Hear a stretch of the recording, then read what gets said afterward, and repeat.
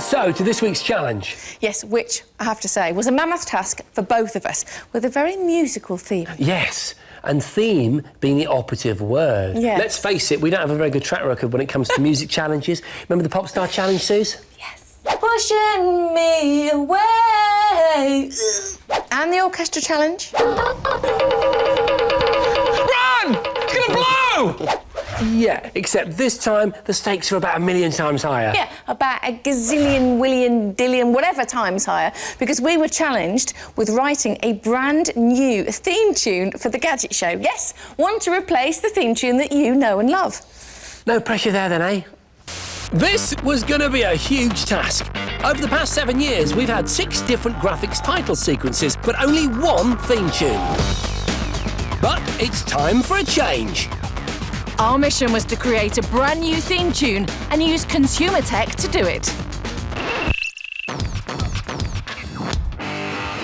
This challenge had given me the opportunity to finally fulfil a lifelong ambition. I've always wanted my own recording studio at home, and using consumer gadgetry, I was going to build one and use it to record my theme tune.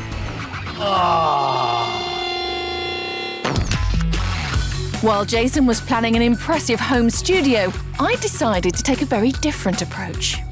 My theme tune's got to be just as techie as Jason's because I'm just as ambitious. But what if, like me, you're always travelling and never at home? I want to make my theme tune on the move. And do you know what? It's never been simpler. And that's because I'm going to use a tablet. All I needed to do was make sure I chose the right tablet with the right software. Tablets are big enough to work on comfortably, but small enough to chuck in your bag. And now the software is so sophisticated that it can mimic instruments and offer a very usable workspace for me to create my own tune. Perfect. I was also busy looking at music software. Trouble is, there's just so much to choose from. So what I think I need to do is narrow down one piece of software, the beating heart of my DIY studio. And the first one I checked out was Reason 5. It includes an excellent synthesizer and drum kit, and the interface is really intuitive. Can you see that looks like something you can touch and feel, especially when I press the tab key, look, and you can actually see all the wires at the back plugged into the ports. Brilliant. If you're on a budget, Sonar X1 Essential for PCs offers pretty good value for money, but neither of these virtual studios gave me the hands-on experience I wanted. I've not got any musical ability as such. What I have got is DJ skills from messing around at parties and stuff. And actually what I want is a piece of software that actually allows me to express myself in sort of DJ language. Then I could really create something good. So I chose Ableton Live because it works really well with external kits like MIDI controllers and synthesizers. See, I just love this, Ableton. There's a real buzz around this program. While Jason was busy being a bedroom DJ, I went off to meet electronic music guru Mark Jenkins. He produced the world's first album created exclusively on an iPad, and I hoped he'd be able to help me choose the right tablet for the job. I've brought along 3 of the big players in the tablet market here. First up, BlackBerry's debut in the tablet market, the Playbook. Well, fantastic small tablet to put in your back pocket and fantastic for listening to music. Yeah. But almost nothing on it to make music of your own, which is a shame because it would be a good portable unit. Next, the Motorola Zoom, one of the Android leaders. There's quite a lot of music-making apps, although they're fairly simple. You've got things like drum machines. Yeah. So you could do one part of the song composition, like this, but after that you're stuck. And finally, the iPad 2. The iPad has a huge choice of apps, so they come the closest to being able to compose a complete song for you. I could even sing on it. You can sing into the iPad, yes. I'm not going to. So the iPad 2 it was then, which meant there was only one app for the job, GarageBand. And it only costs £2.99. GarageBand on the iPad is the place to be at the moment. While Susie was getting tuned up, I'd pieced together my home studio, installed the Ableton software on my home PC, and was ready to rock. And here it is, my DIY studio. Check it out. I've got some great monitors. These things, really affordable, and yet they're used by the people that make the records in the charts right now. And my secret weapon. It's called the Venom. It's budget priced. And what's brilliant about it is it creates really rich, characterful sounds. Oh. and a range of knobs and buttons that you can push and use. Oh! So, hopefully the combination of all these elements should result in a Gadget Show theme tune like of which you've never heard. So while Jason had stacked up his tech at home, Oh, I love this! I was already starting to put my track together on the move. I'm just having a play with GarageBand and it's absolutely amazing. Now, it has only got 8 tracks, which might be a little bit limiting, but I think this is going to work. I gotta say, I'm exceedingly jealous that you two have been chosen to revamp our theme tune. Yeah, but it's tough though. Yeah, I can't imagine it's easy. Well, I wish you all the very best with it. The important thing is, it's you guys at home that get to ultimately decide whose tune wins. Yeah, this is not about us. This is down to you. Shut up, Bradbury. Wait, no, this is a good one. Keep going. We want you to choose I've got it. which theme tune you like the best, Jason's or mine. All you have to do is go onto our website, channel5.com/Gadget Show, and pick your favourite one. Jace?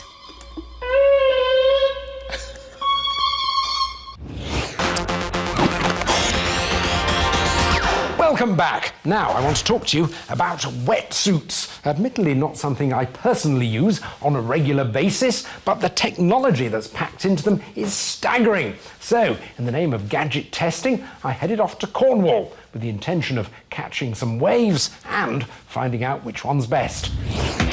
Newquay has been dubbed the UK's capital of surfing. It's the perfect place to test our wetsuits, with its massive waves, its gnarly rips, and the extreme academy of water sports. And to help you get an expert opinion on proceedings, senior British bodyboard club champion Rob Barber had come along for the ride. If anyone was going to give these wetsuits a thorough workout, then Rob was the man. Now, what are we looking for in these wetsuits exactly? Well, it's 3 things: good fit, flexibility, and warmth. Well, I've got some tests lined up, so let's get down on the beach.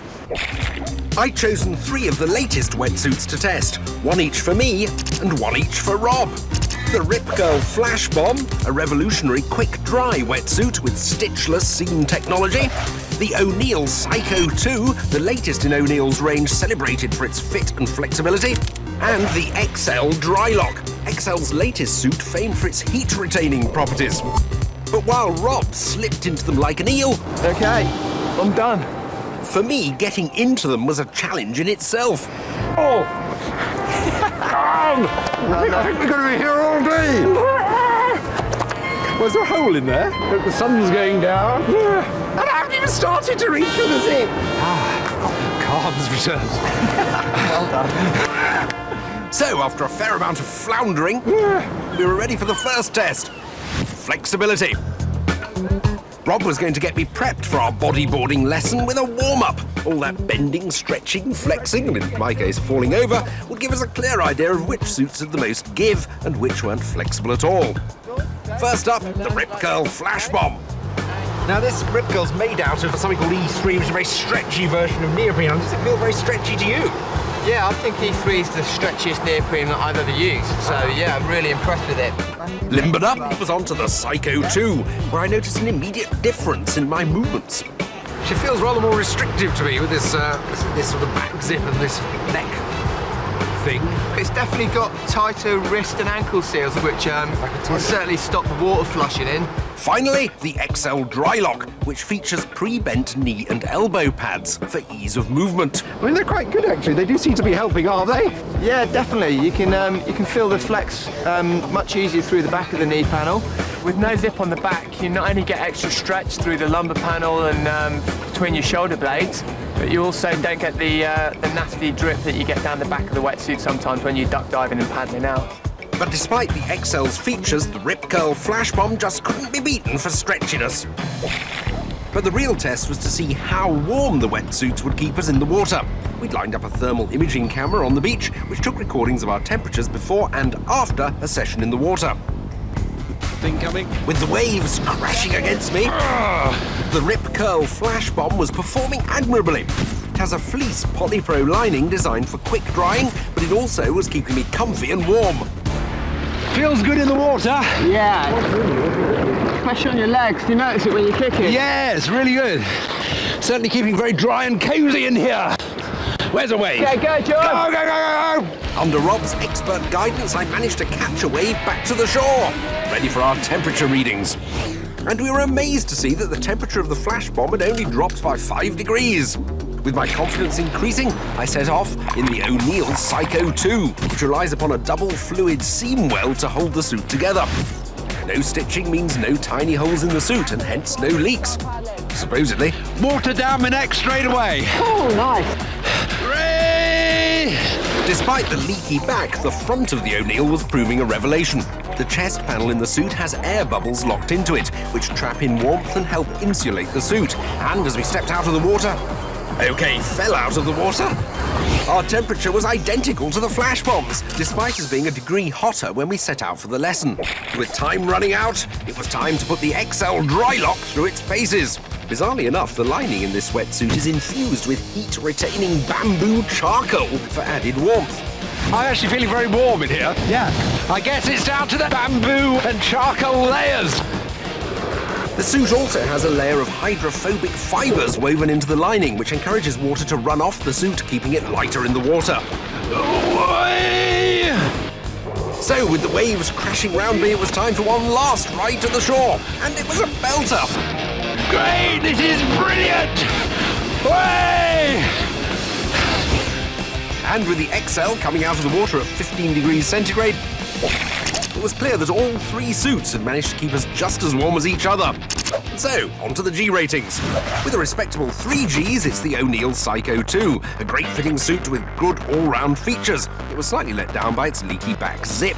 It's 4 Gs for the Rip Curl Flash Bomb. Aimed at the serious surfer, it felt great in the water and offered extreme flexibility for enhanced performance. And it's 4 Gs for the XL. This was a fantastic all-round suit, which was comfy to wear and kept us toasty in the choppy seas. Way! Good stuff, John. You were doing good, man. Well, sort of, yes. I was very enjoyable. No, seriously impressed with your bodyboarding skills. And they all kept us very warm.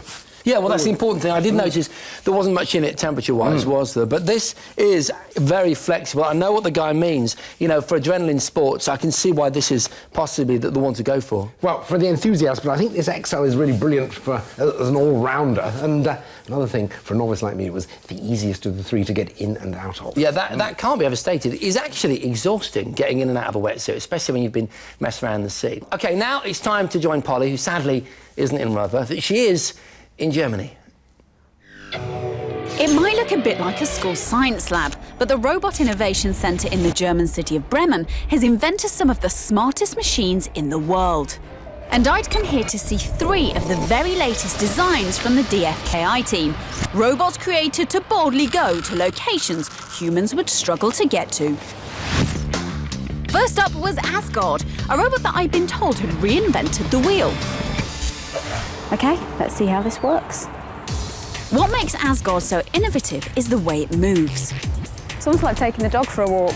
What is so special about Asgard? Well, it's quite a simple system. It's a hybrid between legs and wheels. So you kind of have the normal turning of a wheel, but actually the shape and the structure of a leg here.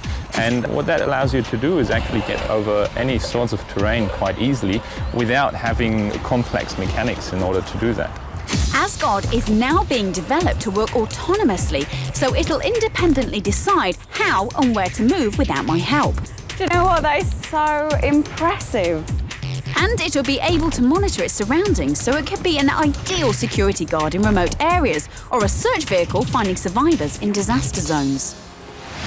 But one place Asgard can't go at the moment is up a vertical wall, so meet Magnet Crawler. This is a specially designed magnetic robot made for metal surfaces. Now, it may not sound that impressive until you see the metal surface. The trick with this robot was giving the wheels enough magnetism to hold them on the metal surface without making the attraction so great that they simply wouldn't move. It's been designed to inspect the vast vertical hulls of ocean-going ships, something that's extremely awkward and expensive for humans to do.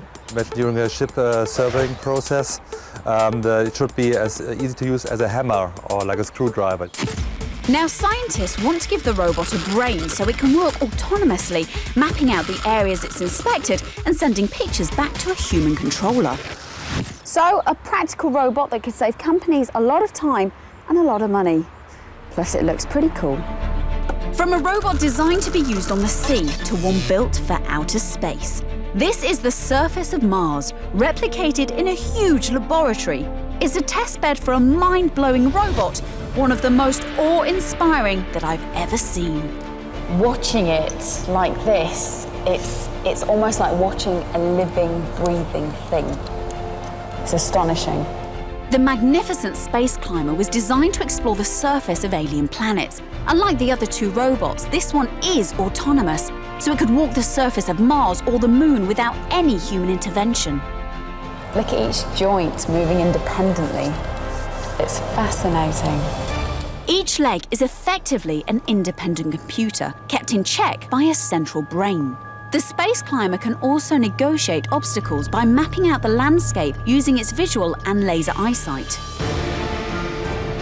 The space climber's name reveals its particular talent. Its remarkable design allows it to pick its way up slopes so steep that a wheeled vehicle wouldn't cope. I almost want to cheer him on. Imagine the reaction of an alien coming face to face with the space climber. They'd probably think it was the start of an invasion.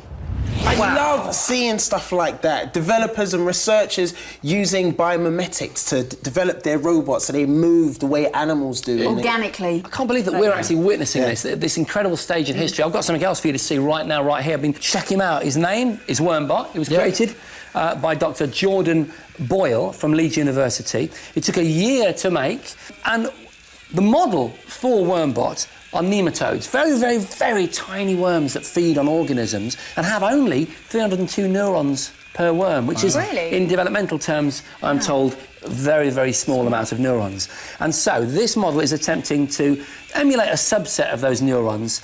His intelligence, if you like, is his ability to move. If you were to put an object in front of Wormbot, like us sort of crawling through a tunnel, he'd sort of find his way around it. Isn't it exceptional technology? That is very impressive, And in a few short years, he's going to be much smaller. He's going to have HD, cameras streaming back, thermal imaging, and he'll be rescuing people, search and rescue in broken down buildings. Isn't that amazing? It really is.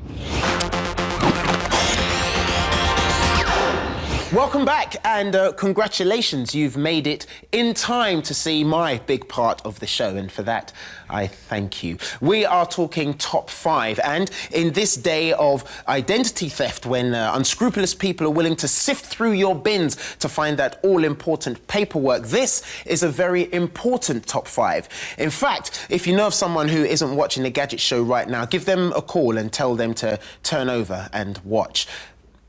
Actually, strike that. If they're sad enough to be addicted to soaps, then they don't deserve the information that we are about to impart. It's their loss. Anyway, for the rest of you loyal fans of the show, here is a very important top 5 on shredders.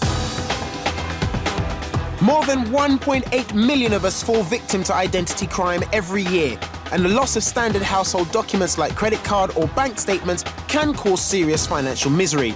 Luckily, tech can come to our rescue in the shape of one of these home shredders. Modern shredders can chop and cut everything from chunky files to CDs and have a range of different blades and anti-jamming mechanisms designed for maximum destruction. But which one should you go for? What I've done is I've gathered together just over 20 of the market leaders, and the first test is a speed test. 1 sheet of paper per shredder, the fastest 10 go through to the next one. Hey, that's close enough. Now, with so many to get through, this could be a lengthy process. So I'm gonna have to do them all at the same time. First over the line was the Aurora AS61 SB. 2.44 seconds. Bam! Shortly followed by the Fellows DS1 with its speedy cross-cutting abilities. 2.63 seconds. Pretty soon, I had a Fast and Furious top 10. And you lot, you can do one. Go on, shred off. Next, I wanted to test for security by seeing how finely my shredders could chop my data. See, the idea of your shredder should be to cut your data into a jigsaw of nightmares, a bit like this. But unlike this, you can't put the pieces back together again. I am going to pass these postcards, one of myself and one of the rather delightful Suzi Perry, through the shredder. If I'm able to piece these back together, the shredder's out. In we go. Right, if this was your bank statement, the shredding quality is terrible. The more secure kind are cross-cut or confetti-cut shredders, which use 2 contra-rotating drums to cut smaller pieces. After selecting my 5 most secure shredders, it was time to ramp things up with my final test, seeing how well they handled the really tough shredding tasks. What good is a shredder if you can't put wadges of paper through them? Oh, yes, baby. I fed my final 5 shredders with thick, stapled documents, credit cards, and data-packed CDs to fully test their grinding abilities. Until finally, I had my top 5. At 5, it's the Genie 100 5XD. It shredded everything I gave it in cross-cut segments to keep all my data safe. At 4, it's the Swordfish Ebony 10. Its unique diamond cut capabilities gave everything a secure cut. Wow, it made light work of that CD, that's for sure. In at 3, it's the Rexel Style. It's compact, looks stylish, and has a great performance to boot. Oh, lovely small pieces on the credit card there. I'm very happy with that. At 2, it's the Fellows DS1, which turns 11 sheets of confidential information into confetti in an amazing 2.63 seconds. Nice work. And at number 1, it's the Rexel Pro Style. Aside from a secure and speedy shred of just 3.69 seconds, it also comes with a huge storage compartment. How's that for handling business? And fully deserves our coveted top spot. A worthy winner. Definitely. It's so satisfying, isn't it, the process? Right, now to return to this week's challenge, which sees Jason and Suzi making some sweet, sweet music. Yeah, if you can call it sweet. Yes, Suzi and I are on a challenge to create a brand new theme tune for the Gadget Show. Yes, and this challenge has to qualify as one of the most important ever on the Gadget Show, because it doesn't matter who wins, the Gadget Show is going to change forever. Yeah, and it's you that will get to decide which tune is chosen. At the end of the show, we're going to upload both tracks to our website. Pop along, have a listen, make your vote. So the challenge has started. The parameters are clear. Suzi, let's make some beautiful music. We'd done all the prep. Jason had created his home studio. Oh, I love this. And the GarageBand app on my iPad 2 was filling me with confidence.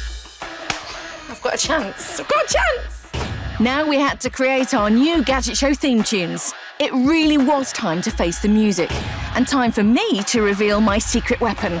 Albert Ross, keyboard player with indie rock group The Pigeon Detectives. And for a girl who doesn't know her A-sharp from her elbow, he was perfect. So, no time to waste. We were straight down to work. Hey, Suzi, how you doing? Very well. One of the nice things about the iPad is that you can noodle around with your riffs, and you've got your hook and you've got your ideas. Let's have a noodle. Let's noodle. The foundation of GarageBand is loops. These are chunks of music that you can either select from a menu or record yourself. And we've got a clap here. Yeah. Repeat the loops and you're quickly making music. That's it. Well, sort of. I've broken it. GarageBand was really easy to use, and soon we had the proof. Little double A clap. little bit of a disco feel. That's quite nice. So, with the beats laid down, we started working on a musical hook. It is quite funky. It is funky. The tune was sounding great, but we soon discovered that GarageBand had its limitations when it came to fine editing our tracks.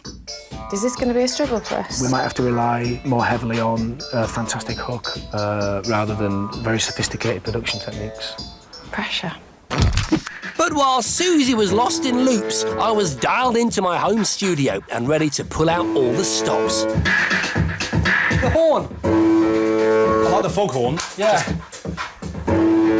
And I brought in my mate, music producer Jono Buchanan, a Gadget Show veteran who remixed the old theme tune for our amazing Space Invaders stunt at Marble Arch. His edgy electro style was perfect, and he was full of top tips. What is the essence of a really good, catchy TV theme tune. Think about the weakest link. If you've got a theme, think maybe of a little 4-note hook which just kind of grabs the audience and very quickly becomes something they remember and associate with the show. No. I quickly got to work with my Ableton software, the beating heart of my home studio. And just like Suzi's GarageBand app, Ableton comes with free loops of music that you can stick together to make tunes. You can grab any old loop, it doesn't matter whether it's a synth or drums or anything else, and literally just drag and drop it and dump it on what's called an audio track. Let's grab that. Yeah. Grab it and whack it there onto the audio track. Is that all I do? Exactly that. But it also allowed me to create a whole range of sounds from scratch. Back into the tune. That's it. Yeah. But I craved the DJ feel, and I got it thanks to the APC40 controller. It replaces the fiddly mouse and keyboard and lets me create music by pushing buttons and twiddling knobs that affect the parameters of the sounds. My approach to the Gadget Show theme tune is going to be different because of this. You can really play with it, and you don't have to spend lots of time working offline, programming things. You can, throw things together very quickly, see how they work in combination. That's going to be a great way to approach this, I think. Me, Albert and the iPad were also cooking with gas, and I'd had a cool idea for the start of our theme tune. I think if we combined the sounds on here with some human sounds, like a... Yeah. That gave us the chance to use the iRig mic, a piece of kit that plugs straight into the headphone socket. That probably sounds rubbish. We also use the Apogee Jam, a neat device that links the tablet with any electronic instrument with an audio jack. Nice. It worked brilliantly, unlike my guitar playing. I was also in at the musical deep end and up to my neck in the home studio that was now providing that essential hands-on DJ feel. I'm loving it so far, but I really need to just get in there just on one little more detailed layer and really mess with it a little bit. And for that, I used the Venom keyboard to play in some gorgeous live synth sounds. Yeah! Over the next few weeks, with the help of our mentors, we put in hours and hours of work. Jace in the home music-making studio that he'd put together, and me on nothing more than an iPad. Until finally, we had the potential Gadget Show theme tunes, Oh, yes! to be really proud of. I'm really beginning to appreciate now how difficult a task it is for you guys to do, because it's not just about making the tune, is it? No. No, it's not. I mean, it's first of all, it's a job of software and hardware, and in Suzi's case, that interface and that software, trying to learn all the bells and whistles and the knobs to twiddle to make any sound at all. Yeah, the thing is, I found that the GarageBand was quite intuitive to use, and anybody can get that kind of basic beat going. But then, where do you go from there? Yeah. That's the tricky bit, because you're making a TV theme tune, not just a piece of music. You're right, which has a really complex composition to it. It's got 3 seconds here, 16 seconds there. It's got a build. It's got to have a little memorable bit. Oh, I might have that in mine. I don't know if I'm that jealous about it anymore. And ultimately, it's you guys at home that will get to choose which tune will be played forevermore, amen. Yeah, that's right. At the end of the show, you'll hear both tunes and you'll be able to choose which one you like the best. Welcome back. Now listen to this. Yes, you should recognise that. Of course, it's our theme tune, the Gadget Show theme tune, which has been on every single show for the last 7 years. Wow. But you know what? This could well be the last time you hear it, because as of next week, we're going to have a brand new Gadget Show theme tune. And you know what the best thing about it is? We don't know what it is yet. He's right. This week's challenge has been for Suzi and Jason to record their own Gadget Show theme tunes. And now it's up to you to decide which one will stick forever and ever. Amen. We're going to play you both tracks. Then you get to vote. So if you've got your smartphone handy, or perhaps a laptop, tablet PC, or if for some strange reason you're precariously balancing a desktop on your lap, we want you to go to our website, that's channel5.com/gadgetshow, and vote. You're about to hear both tracks. First up, Suzi's. Yes, because I'm barely in one place for very long, I thought it would be a good idea to do my theme tune on the go. So I decided to use iPad 2 and GarageBand. And here it is. Here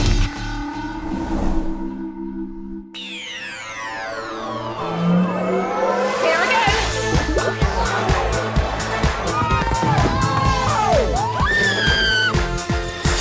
Stupid idea!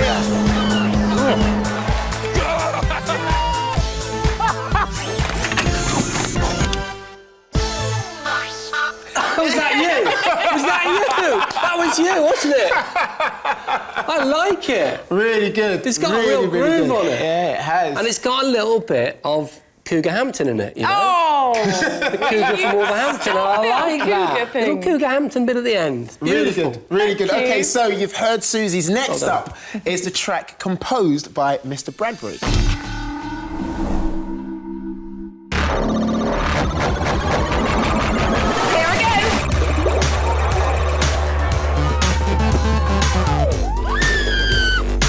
Stupid idea!